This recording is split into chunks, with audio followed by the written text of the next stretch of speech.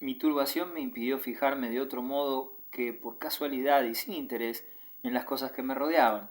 Una manta escocesa plegada sobre el diván, un bronce que representaba a dos caballeros abrazados ante el portal de San Marcos de Venecia, una lámpara de opalina, una biblioteca con puertas de vidrios romboidales y, sobre un escritorio de lustroso nogal, el retrato de una anciana en marco de oro. Son los únicos detalles que recuerdo, completamente nuevos para mí. Me satisfacía comprobar que coincidían con mis suposiciones, que Sir Craven tenía sobre su escritorio el retrato de su madre, en un marco ovalado. Era, ignoro, la razón por algo por lo que yo hubiese puesto las manos en el fuego. Por encima de todo, no había trazas en ese refugio de pacotilla ni de pretensiones artísticas. Constituía por sí mismo una obra de arte espontáneamente conseguida con nada, reflejo de una vida adusta, rigurosa, impregnada no obstante de infinita dulzura.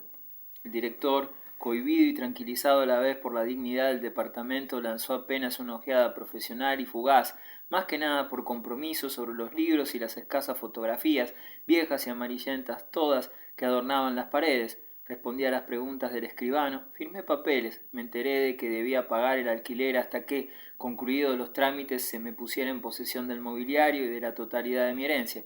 Esta comprendía, a más de la villa de Florencia, una granja en tierras de Gales y una bonita cartera con valores extranjeros que el notario nos detalló minuciosamente. Añadió que los inconvenientes para la transferencia serían incontables, como asimismo los impuestos, y que liquidaría los unos y los otros lo mejor posible según mis indicaciones. Por no entender nada de todo eso y además porque no reparaba mucho en lo que me decía, le di carta blanca.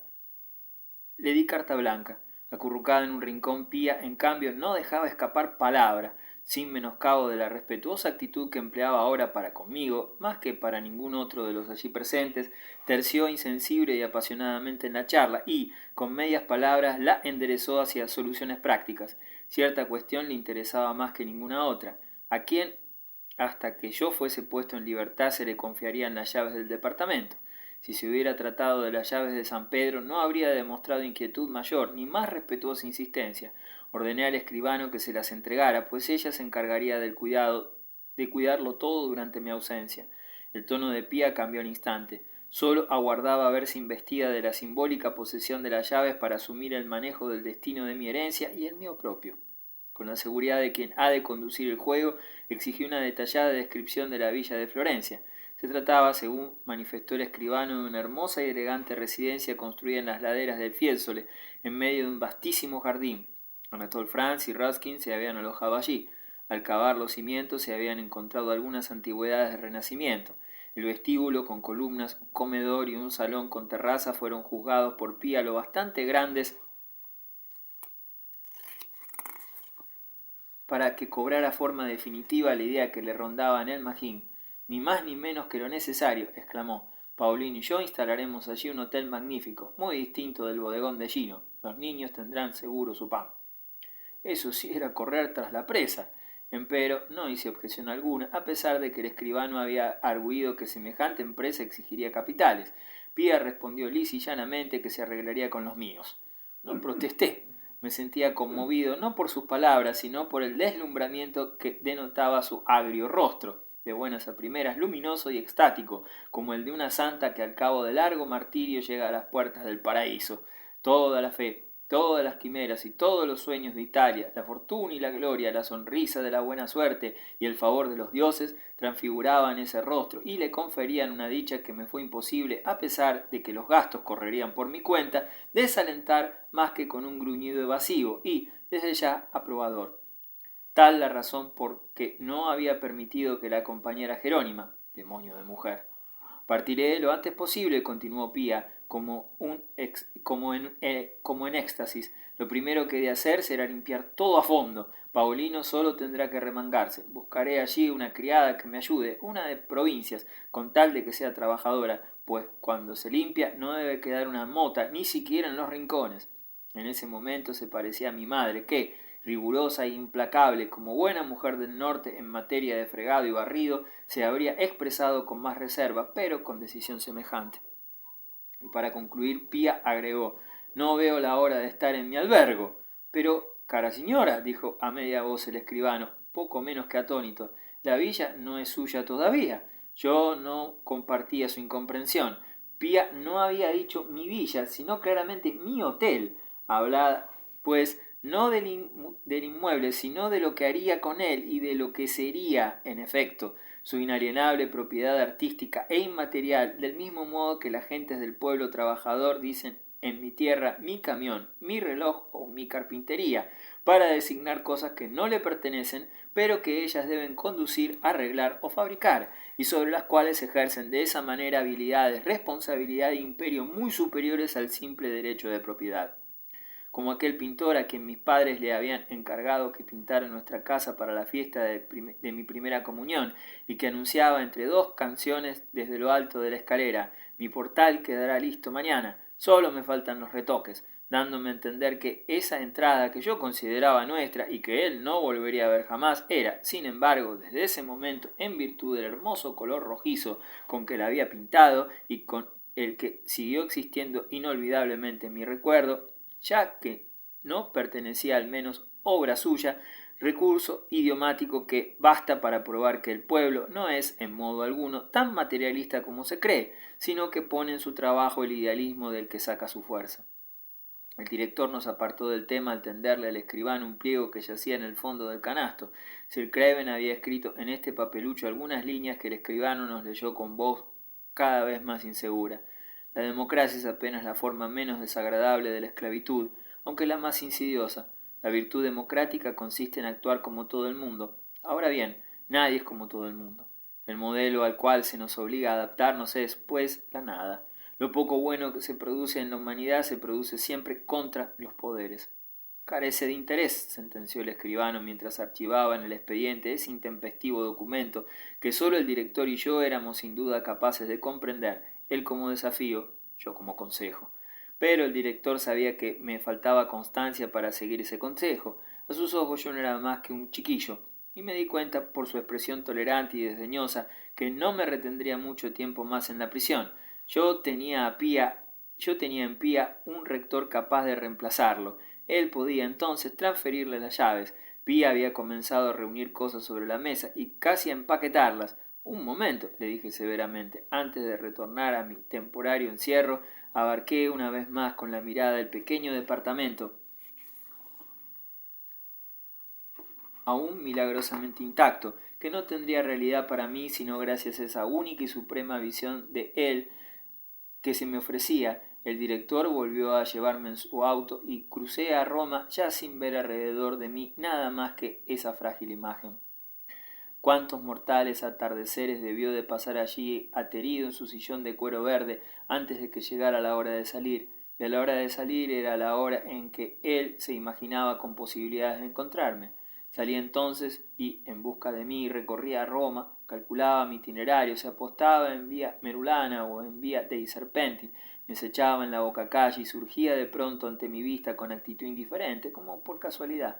Imagino, reproduzco esas maniobras, ahora que está muerto y que ya nunca más nadie se tomará tanto trabajo por el simple placer de acompañarme en la noche. Además, me alegraba con esos encuentros, concluían agradablemente mis veladas, no me costaba nada, los hallaba completamente naturales, tan imbécil era yo, eran mi única alegría. Pero a veces el encuentro no se producía, me había tentado otro camino, me devoraba en un bar en compañía de algunos idiotas. ¿Hasta qué hora prolongaba entonces él, el hombre superior, su espera, su ilusión, sus cálculos condenados al fracaso? ¿En qué estado acababa por regresar a su casa, rendido, amargado, atormentado ya por la nueva y vana esperanza que renacía en él para el día siguiente? Otras veces yo aparecía con Jerónima, aunque retenidos por cierta frialdad, ella y él se entendían muy bien, y yo estaba ingenuamente orgulloso de ello. Constituían contra mí una extraña alianza, pues se animaban una vez juntos a reñirme, a sermonearme por cualquier motivo. En el primer momento me reía y me pavoneaba como un chiquillo ante sus reproches, después me irritaba. Jerónima deslizaba entonces su brazo por debajo del mío y no decía ya palabra. Sir Craven continuaba discurriendo sin mayor energía hasta que Jerónima pronunciaba una frasecilla inocente que sugería que ella estaba de mi parte, que también ella estaba cansada de escuchar monsergas. Él callaba, bajaba la cabeza, se despedía de nosotros, Ya de regreso junto al pino doncel, Jerónimo y yo nos deteníamos para decirnos adiós. Ella me abría sus brazos, de espaldas a la reja contra la cual yo la acorralaba. Qué equívoco placer sentía al abrazarla más apasionadamente que de costumbre, y no sin ostentación, cuando mi amigo estaba allí. Un poquitín turbada, Jerónima cortaba con decisión mis efusiones y saludaba a Sir Craven desde lejos, aunque con amabilidad. Cierto día, a propósito de no recuerdo qué cuestión política, que dicho sea de paso yo conocía apenas de oídas, levantamos la voz. Jerónima me llamó al orden con vehemencia y demostró más que nunca compartir el punto de vista de Sir Craven. De pronto me dejé llevar por la cólera. Pedazo de tonta, exclamé, ¿por qué te entrometes? Si es para estar siempre en contra de mí, más vale que no nos casemos. Ya que no tolera las discrepancias, intervino Sir Craven, en adelante yo tampoco discutiré con usted. Lo que usted haga me tiene sin cuidado, respondí. Naturalmente era una mentira. Lo dije porque él estaba en lo cierto al decirme que me había enojado, pero me observó y sólo en esa ocasión distinguí en su triste mirada de desconcierto un brillo que podía ser de celos. Su posición no me ofende, expliqué con mayor suavidad, pero mi prometida, mi compañera, no debe pensar en forma distinta de la mía. Sir Craven fijó de nuevo en mí su mirada abatida, decepcionada, que gemía: ¿acaso yo no soy también su compañero? Advertí un poco tarde que hubiera pagado cualquier precio por la felicidad o tan solo la ilusión de ser tratado por mí con igual rigor y exigencia que Jerónima. Yo lo excluía de mi entendimiento con ella, y ella, chiquilla que jugaba con fuego, tuvo la ferocidad de añadir en la forma más amable del mundo, con reconfortante sonrisa casi a su oído: evidentemente usted y yo, Sir Craven, no somos lo mismo. Usted es libre, nada lo obliga a estar de acuerdo con él. Y continuó sonriéndole con sonrisa de víctima triunfante. Después me transmitió el consejo que, con promesa de guardar el secreto, le había dado Sir Craven al día siguiente de ese entredicho. Le había recomendado que no lo apoyara nunca en nuestras discusiones, que estuviera siempre de mi parte. Jerónima citaba esas palabras y yo las interpretaba como rasgo de su bondad. Lo era más bien de su cordura, de su miedo a sufrir y de confesar bajo la tortura. Me pregunto ahora si Jerónima no cometió una traición alevosa al repetirme esas frases en extremo desinteresadas para no encerrar alguna alusión reveladora. Ella recuperaba así la ventaja y me demostraba que las reglas de la discreción tan escrupulosamente respetadas por Sir Craven no existían entre nosotros. Cuando dejábamos a Jerónima junto al pino doncel, la costumbre establecía que yo volviera la cabeza 3 o 4 veces mientras me marchaba, y que ella me respondiera agitando la mano hasta que, acompañado por Sir Craven, hubiera doblado la esquina. Nuestro amigo también volvía la cabeza, pero solo la primera vez, y sin agitar el brazo, quitándose el sombrero cual simple y amable testigo. Después nos lanzábamos ambos hacia la plaza de Venecia, embargados por la sensación de una cierta libertad recuperada, que no era para mí sino descanso, y de la que mi compañero no sacaba provecho alguno. Ya en el corso, él recordaba por fin la voz para proponerme algún paseo o alguna escala. Su conversación cambiaba, se liberaba de toda tontería exterior a nosotros mismos, política o lo que fuera. Se dirigía a mí, no bien quedábamos solos, como a un adulto, con tono viril en el que se ocultaba sin embargo un furtivo vestigio de contenida ternura. Aún escucho esa voz cálida y velada, de metálico acento, que me rodeaba cuidadosamente de dulzura y de fuerza, pero entonces no la escuchaba. Vagábamos largo rato por las calles sin rumbo hasta que, según mi humor, se me antojara seguir solo. Le tendía la mano y le daba las gracias por su compañía. Él no me daba las gracias por la mía y no intentaba nada que prolongara los instantes ya pasados.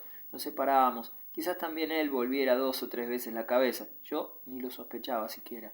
No obstante, algunas veces lo he pensado, pero no me volvería. Prefería no pensar en ello. Nada tan curioso como la libertad con que todo el mundo me habla ahora del amor que me profesaba Sir Craven. Ni siquiera Monseñor Guadalcante, ni tampoco la condesa Nerelli apelan los eufemismos del afecto o de la amistad. Dicen amor, aun en presencia del guardián del locutorio. Todo el mundo estaba al tanto, menos yo.